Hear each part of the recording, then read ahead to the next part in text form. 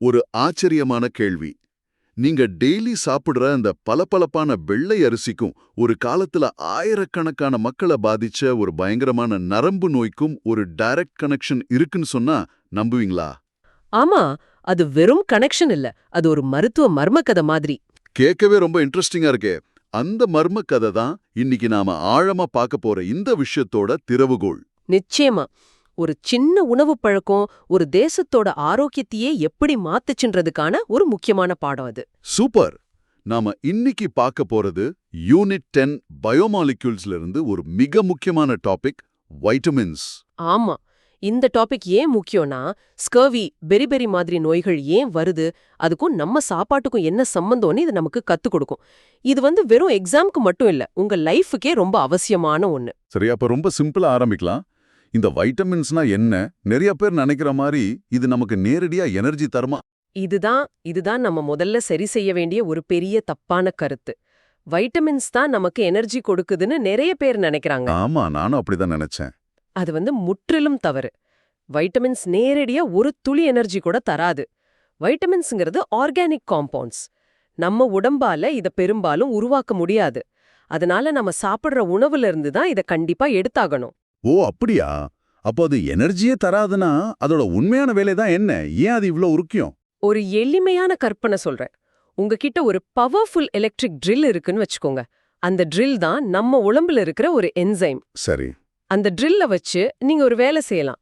ஆனா அதுக்கு என்ன வேணும்? பேட்டரி வேணும். பேட்டரி இல்லாம ட்ரில் வெறும் இரும்பு துண்டு தான். கரெக்ட். அந்த பேட்டரி தான் இந்த வைட்டமின்ஸ். பேட்டரி இல்லாம ட்ரில் எப்படி வேலை செய்யாதோ அதே மாதிரி வைட்டமின் இல்லாம என்சைமால அதோட வேலையை செய்ய முடியாது. சரியா சொன்னீங்க. அது ஒரு செயலற்ற பொருளாத்தான் இருக்கும். இது ஒரு அருமையான விளக்கம். ஆனா இந்த பேட்டரி அனாலஜில ஒரு சின்ன சந்தேகம்.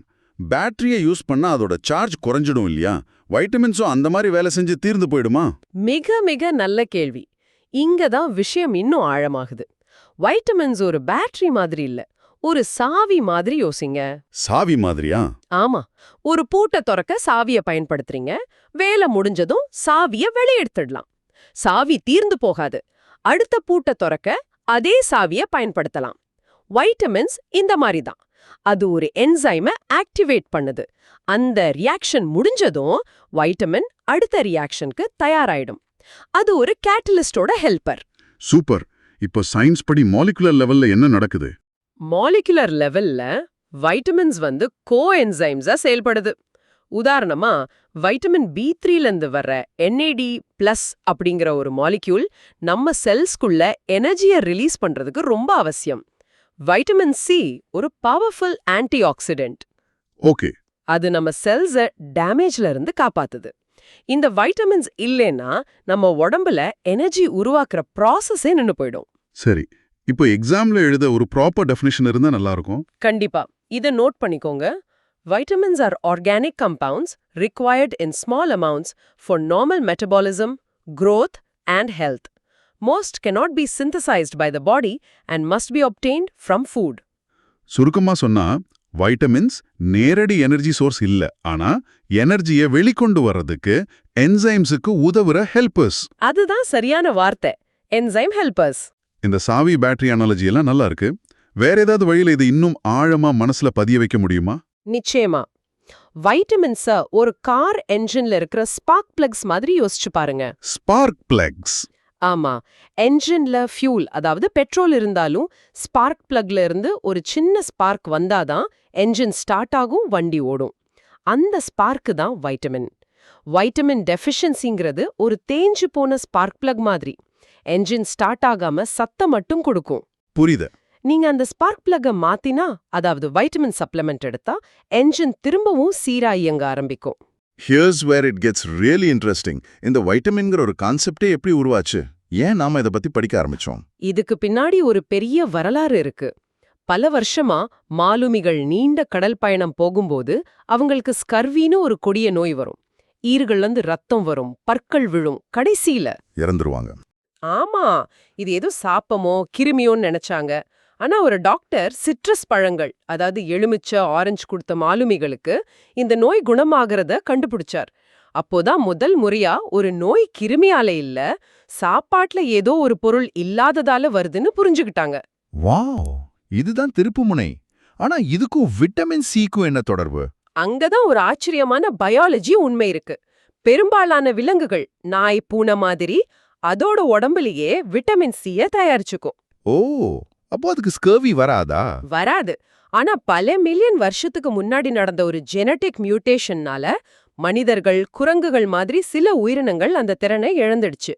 அதனால நமக்கு விட்டமின் சி வெளியிருந்து, அதாவது உணவுல இருந்து கிடைச்சே ஆகணும். அது கிடைக்காதப்போ வர்றதுதான் ஸ்கர்வி. அப்போ ஒரு நாய்க்கு விட்டமின் சி ஒரு விட்டமினே கிடையாது, ஆனா நமக்கு அது ஒரு எசென்ஷியல் விட்டமின். இது உண்மையிலேயே ஒரு ஆஹா மூமெண்ட். சரி, பெரி பெரி கதை என்ன? அதுவும் இதே மாதிரி ஒரு சுவாரஸ்யமான கண்டுபிடிப்பு தான். 1890கள்ல கிறிஸ்டியன் ஐக்மான் என்ற ஒரு டாக்டர் இந்தோனேஷியால வேலை செஞ்சார். அங்கிருந்த சிறை கைதிகளுக்கு பெரிபெரி நோய் அதிகமா இருந்துச்சு. அதே சமயம் அவரோட லேப்ல இருந்த கோழிகளுக்கும் அதே மாதிரி சிம்டம்ஸ் வந்துச்சு. ஓ, கோழிகளுக்கும் மனுஷங்களுக்கும் ஒரே நோயா? ஆமா, அவர் ரொம்ப யோசிச்சார். 2 பேருக்கும் பொதுவா என்ன இருக்குன்னு பார்த்தா 2 பேருமே பளபளப்பான வெள்ளை அரிசியை தான் சாப்பிட்டாங்க. ஒரு நாள் செலவை குறைக்க மலிவான கைக்குத்தல் அரிசிய கோழிகளுக்கு போட ஆரம்பிச்சாங்க. அப்போ என்ன ஆச்சு? என்ன ஆச்சரியம்னா, நோய் வந்த கோழிகள் எல்லாம் குணமாயிடுச்சு. அப்போதான் அவர் கண்டுபிடிச்சார், அந்த அரிசியோட தவிடுல, அதாவது பிராண்ட்ல ஏதோ ஒரு உயிர் காக்கும் பொருள் இருக்கு. அதுதான் வைட்டமின் B1, தியாயமின். அப்போ இந்த வைட்டமின் கான்செப்டே இல்லாம நாம பல நோய்களோட உண்மையான காரணத்தையே கண்டுபிடிச்சிருக்க முடியாது. எக்ஸாக்ட்லி. இத மனசுல பதிய வைக்க ஒரு மென்டல் இமேஜ் சொல்றேன். ஒரு பெரிய ஃபேக்டரியோட அசெம்பிளி லைனை கற்பனை பண்ணிக்கோங்க. சரி. ஒவ்வொரு ஸ்டேஷனும் ஒரு என்சைம். அங்க வேலை செய்யற ஆளுங்க தான் விட்டமின்ஸ். ஒரு வர்க்கர் விட்டமின் பி காம்ப்ளெக்ஸ் வர்ற பொருள்ல இருந்து எனர்ஜிய பிரிச்சு அடுத்த ஸ்டேஷனுக்கு அனுப்புறார். இன்னொரு வர்க்கர் விட்டமின் சி அந்த மெஷின் துருப்பிடிக்காம, அதாவது ஆக்சிடேட்டிவ் டேமேஜ் ஆகாம பாத்துக்கிறார். இந்த ஒர்க்கர்ஸ் யாராவது ஒருத்தர் லீவ் போட்டா என்ன ஆகும்? மொத்த அசெம்பிளி லைனும் ஸ்லோவாகி கடைசியில நின்னு போயிடும். நம்ம உடம்பும் அப்படிதான். நம்ம அன்றாட வாழ்க்கையில இதோட தாக்கத்தை நேரடியா பார்க்க முடியுமா? தாராளமா. உங்க வீட்ல இருக்கிற ஆரஞ்சு ஜூஸ்ல விட்டமின் சி இருக்கு இல்லையா? ஆமா. ஒரு சின்ன டெஸ்ட் பண்ணலாம். பொட்டாசியம் பர்மாங்கனேட்னு ஒரு பர்பிள் கலர் கெமிக்கல் இருக்கு. அதுல சில சொட்டு ஆரஞ்சு ஜூஸ் விட்டீங்கன்னா அந்த பர்பிள் நிறம் உடனடியா மறைஞ்சிடும். ஏன் அப்படி? இது எதை காட்டுதுன்னா, விட்டமின் சி அந்த கெமிக்கலோட ஆக்சிடேஷன் சக்திய நியூட்ரலைஸ் பண்ணிடுச்சு. நம்ம செல்களுக்குள்ளேயும் இதே மாதிரி தான் அது தேவையற்ற ரியாக்ஷன்ஸை தடுத்து நம்மள பாதுகாக்குது. இந்த ஆக்சிடேட்டிவ் டேமேஜ்னு சொல்றீங்களே, அதை இன்னும் கொஞ்சம் எளிமையா சொல்ல முடியுமா? ரொம்ப சிம்பிள். ஒரு ஆப்பிள வெட்டி காத்துல வச்சா என்னாகும்? கொஞ்ச நேரத்துல அது பழுப்பு நிறமா மாறிடும். ஆமா, பிரவுன் ஆகிடும். அதுதான் ஆக்சிடேஷன். இதே மாதிரி ஆனா இன்னும் தீவிரமான ஒரு சேதம் நம்ம செல்களுக்குள்ள நடந்துகிட்டே இருக்கு. ஆன்டி ஆக்சிடென்ட்ஸ்ங்கிறது அந்த வெட்டின ஆப்பிள் மேல நம்ம பிழியிற எலுமிச்சைச்சாறு மாதிரி. அது ஆப்பிள் பழுப்பு நிறமாகறத தடுக்குது இல்லையா? அதே மாதிரி தான் விட்டமின் சி, விட்டமின் இ நம்ம செல்களை இந்த டேமேஜ்ல இருந்து காப்பாத்துது. இப்போ இந்த அரிசி கதைக்கு முழுசா வருவோம். கைக்குத்தல் அரிசியிலிருந்து வெள்ளை அரிசிக்கு மாறினதால பெரி பெரி வந்துச்சு. இதுக்கு என்ன தீர்வு கண்டுபிடிச்சாங்க? அதுதான் ஃபார்ட்டிஃபிகேஷன். அதாவது அரிசிய பாலிஷ் பண்ணும்போது போன விட்டமின் B1, தயமீனை செயற்கையா தயாரிச்சு திரும்பவும் அந்த மாவுல சேர்க்கிற முறை. ஓ, ஃபார்ட்டிஃபிகேஷன். இது பப்ளிக் ஹெல்த்ல கிடைச்ச ஒரு மாபெரும் வெற்றி. தயமீன் இல்லாம நம்ம செல்களால கார்போஹைட்ரேட்ஸ்ல இருந்து ஆற்றலை முழுமையா எடுக்க முடியாது. குறிப்பா பைருவேட் டீஹைட்ரோஜனேஸ் காம்ப்ளெக்ஸ் என்ற ஒரு முக்கியமான என்சைம் வேலை செய்ய தயமீன் ரொம்ப அவசியம். ஒரு நிமிஷம். பைருவேட் டீஹைட்ரோஜனேஸ் காம்ப்ளெக்ஸ்ங்கிற வார்த்தை கேட்கவே கொஞ்சம் கஷ்டமா இருக்கே. ஆமா, ஆனா நம்ம ஃபேக்டரி அனாலஜி வச்சு இத புரிஞ்சுக்கலாம். நம்ம எனர்ஜி ஃபேக்டரியில இதுதான் மெயின் மிஷன். குளுக்கோஸ்ல இருந்து வர்ற மூலப்பொருளை அடுத்த கட்டத்துக்கு கொண்டு போற பெரிய மிஷன் இது. சரி. இந்த மிஷனை ஆன் பண்றதுக்கு ஒரு ஸ்பெஷல் சாவி வேணும். அந்த சாவி தான் தயமின். சாவி இல்லைனா மிஷின் ஓடாது, ஃபேக்டரியில பொருள் தேங்கிடும். அதுதான் உடம்புல நரம்பு மண்டலத்தை பாதிச்சு வெறியா வெளிப்படுது. ரொம்ப தெளிவா புரிஞ்சுது. ஆனா இங்க ஒரு கேள்வி வருது. செயற்கையா ஒரு வைட்டமினை சேர்க்கறதுக்கு பதிலா எல்லாரையும் திரும்பவும் கைக்குத்தல் அரிசியே சாப்பிட சொல்லிருக்கலாமே. இது ஒரு முக்கியமான விவாதம். கொள்கை அளவுல இயற்கையான உணவை சாப்பிடுறது தான் சிறந்தது. ஆனா நடைமுறையில பல கோடி மக்களோட உணவு பழக்கத்தை ஒரே நாள்ல மாத்துறது ரொம்ப கஷ்டம் இல்லையா? ஃபார்ட்டிஃபிகேஷன் ஒரு உடனடி எளிமையான தீர்வை கொடுத்துச்சு. சரி, இப்போ ஒரு கவுண்டர் இன்ட்யூட்டிவ் கேள்வி. வைட்டமின்ஸ் இவ்ளோ நல்லதுன்னா அதை நாம எவ்வளவு வேணாலும் சாப்பிடலாமா? More is better. இதுவும் ஒரு பரவலான ஆனா ரொம்ப ஆபத்தான தப்பான எண்ணம்.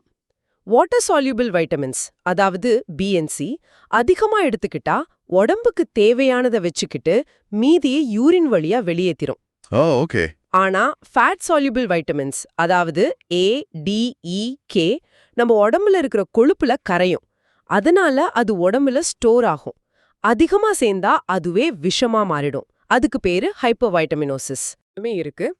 ஆர்டிக் பகுதிக்கு பயணம் போன ஆராய்ச்சியாளர்கள் சிலர் அங்க பசியில போலார் பேரோட ஈரலை சாப்பிட்டாங்க. போலார் பேர் ஈரலியா? ஆமா, சாப்பிட்ட கொஞ்ச நேரத்திலே அவங்களுக்கு பயங்கரமான தலைவலி, வாந்தி வந்து சிலர் இறந்து கூட போனாங்க. பல வருஷங்களுக்கு அது ஒரு மர்மமா இருந்துச்சு. அப்புறம் தான் கண்டுபிடிச்சாங்க, அதுல விஷம் இல்ல, ஆனா அளவுக்கு அதிகமான விட்டமின் ஏ இருந்துச்சு. அட கடவுளே! நம்ம உடம்புக்கு தேவையான அளவை விட பல 100 மடங்கு அதிகமா ஒரே நேரத்துல எடுத்ததால அதுவே அவங்களுக்கு நஞ்சா மாறிடுச்சு. பயாலஜில அளவுக்கு மிஞ்சினால் அமிர்தமும் நஞ்சு என்ற பழமொழி வைட்டமின்ஸ்க்கு 100% பொருந்தும். ஹோமியோஸ்டேசிஸ், அதாவது சமநிலை தான் முக்கியம். இவ்ளோ தகவல்களும் ரொம்ப பயனுள்ளதா இருக்கு. தேர்வுக்காக இதெல்லாம் எப்படி ஒரு கட்டமைப்போட ஞாபகம் வச்சுக்கிறது? கண்டிப்பா. முதலாவது, வைட்டமின்ஸ்ல 2 முக்கிய வகை இருக்கு.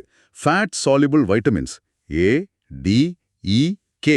ஏடிஇகே. ஆமா, ஏடிஇகே அப்படின்னு ஞாபகம் வச்சுக்கலாம். இதுங்க உடம்புல ஸ்டோர் ஆகும், அதனால அதிகமா எடுத்தா நச்சுத்தன்மையா ஆகலாம். அருமை. இரண்டாவது வகை water soluble vitamins B complex and C.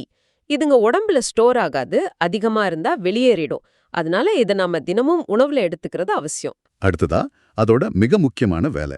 வைட்டமின்ஸோட முக்கிய வேலையே கோஎன்சைம்ஸ் அல்லது கோஃபாக்டர்ஸா செயல்படுறது தான். அதாவது என்சைம்ஸோட உதவியாளர்கள். இது ரொம்ப முக்கியமான பாயிண்ட். அப்போ ஒரு வைட்டமின் டெஃபிஷியன்சி என்பது மறைமுகமா ஒரு என்சைமோட டெஃபிஷியன்சி தான். அதனால தான் ஸ்கர்வி அல்லது பெரிபெரி மாதிரி நோய்கள் வருது. ஸ்கர்வில காலஜன் அணிய ஒரு புரோட்டீனை உருவாக்கும் என்சைம்க்கு வைட்டமின் சி ஒரு கோஃபாக்டர். அது இல்லாததால காலஜன் உருவாகாது, இரத்த குழாய்கள் பலவீனமாகுது. புரியுது. So, a disease is just a symptom of a broken enzyme pathway. Exactly. கடைசியா இந்த வைட்டமின் சப்ளிமெண்ட்ஸ் பத்தின இறுதி கருத்து என்ன? வைட்டமின் சப்ளிமெண்டேஷன் குறைபாட்டை சரி செய்யத்தான் உதவுமே தவிர ஏற்கனவே ஆரோக்கியமா இருக்கிறவங்களுக்கு எந்த விதமான எக்ஸ்ட்ரா பெனிஃபிட்டும் தராது. More is not always better. சரி, இந்த முழு உரையாடலையும் ஒரு சின்ன தொகுத்தா பார்க்கலாம். ஒரு நிமிடத்துல ஒரு ரீகேப். 1. வைட்டமின்ஸ் என்பவை நம்ம உணவிலிருந்து கிடைக்கிற ஆர்கானிக் காம்பவுண்ட்ஸ். அது நேரடியா எனர்ஜி தராது, ஆனா என்சைம்ஸ் வேலை செய்ய உதவுற ஹெல்பர்ஸ், இல்லனா சாவிகள்னு சொல்லலாம். ஆமா. 2. நம்ம அனாலஜி படி வைட்டமின்ஸ் நம்ம உடம்போட என்சைம் என்ஜின்ஸ்க்கு தேவையான ஸ்பார்க் பிளக்ஸ் மாதிரி. 3. Fat soluble ADEK versus water soluble BC. இந்த வித்தியாசத்தை மறக்கக்கூடாது. ஃபேட் சால்யுபிள் அதிகமாச்சுன்னா ஆபத்து. கரெக்ட். 4. பெரிபெரிய குணப்படுத்தினா ஃபோர்ட்டிஃபைட் ரைஸை ஞாபகம் வச்சுக்கோங்க. இது விட்டமின் டெஃபிஷியன்சியோட ரியல் வேர்ல்ட் இம்பாக்டை காட்டுது. 5. மிக முக்கியமான பாயிண்ட். 5. வைட்டமின்ஸ் என்பவை enzyme helpers, not energy providers. இந்த ஒரு வரியை நீங்க ஞாபகம் வச்சுக்கிட்டாலே போதும். இது உண்மையிலே ஒரு ஆழமான பார்வை. வைட்டமின்ஸ்னா என்ன, அது ஏன் முக்கியம்னு இப்போ தெளிவா புரிஞ்சது. இந்த உரையாடல்ல இருந்து நீங்க எடுத்துட்டு போக வேண்டிய ஒரு இறுதி சிந்தனை இருக்கு. சொல்லுங்க. நாம ஆன்டி ஆக்சிடென்ட்ஸ் என்ற வார்த்தைய நம்ம அன்றாட வாழ்க்கையில பல ஃபுட் ப்ராடக்ட்ஸ்ல விளம்பரங்கள்ல பார்க்கறோம். வைட்டமின் சி, ஈலாம் ஆன்டி ஆக்சிடென்ட்ஸ்னு படிச்சோம். அந்த ஆக்சிடேட்டிவ் டேமேஜ்னா என்ன, அதனா ஆப்பிள் உதாரணம் மூலமா புரிஞ்சுக்கிட்டோம். ஆனா இந்த டேமேஜ் நம்ம உடம்புக்குள்ள எந்த அளவுல நடக்குது, அது எப்படி நம்ம வயதாகும் ப்ராசஸ்க்கும் புற்றுநோய் மாதிரி நோய்களுக்கும் காரணமா அமையுது, வைட்டமின்ஸை தவிர வேற என்னென்ன விஷயங்கள் நம்மளை இந்த டேமேஜ்ல இருந்து பாதுகாக்க உதவும்னு நீங்க ஆராய ஆரம்பிச்சா அது உங்களை அறிவியலோட இன்னொரு சுவாரஸ்யமான ஆழமான உலகத்துக்கு கூட்டிட்டு போகும். யோசிச்சு பாருங்க.